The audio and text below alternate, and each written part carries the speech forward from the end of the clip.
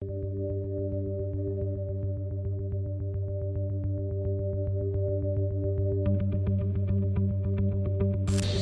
men, Aziz var, sen kontrabandist. Mamaz, Төртөз var, Han var, ошол жерде var, гостиницага ушул алып мындай деп барып, ана казино ойногондо утуп тур десем улай $2 миллион ашып плюс болду. Баягы Болот Темировдун чыгарганда чын $1 миллион 350 000 каршы болдум, туурабы? $1 миллион 320 000. Анан мен заседанияда отурсам, Камчы Көлбаев чалды мага. Сен билесиң, жанында отурасың.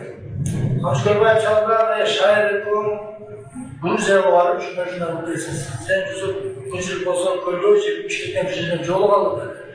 Мен ал кешім, мен телефон қайықтан тапқан білмеймін. Мен барып жолықсам айтты, шайыр екеуің деді, Грузияға барып, шундай казино ойнап сұна деді, мама видеозапустар келді деді. Видеозапустар келді деді. Анан ошоны жарық болсоңар революция болып келеді.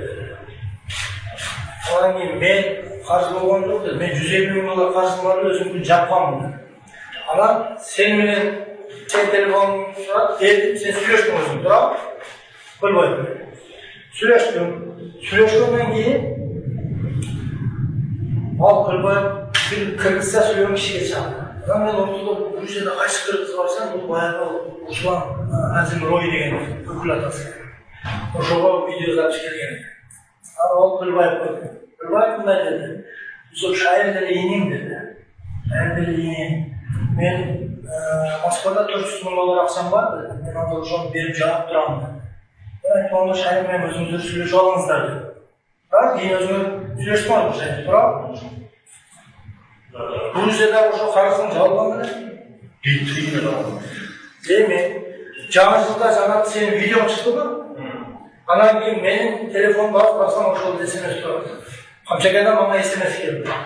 Сен шашырбай туруп шоктурума жакына жооп бересиң. Кийин ошону соккондон кийин ГКМга чакырды Камчака. Чакырды дагы Жусуп деди, сен деди, биздин политический курска туура келбейт экенсиң деди. Сен арызыңды жазып бергин деди. Акыл деди. Төртөңө балдарды камактан чыгарып коюңуздар деди. Жаздым, кеттим, Америкага баргандан кийин Камчакадан SMS келди. Көрдүңбү dedi.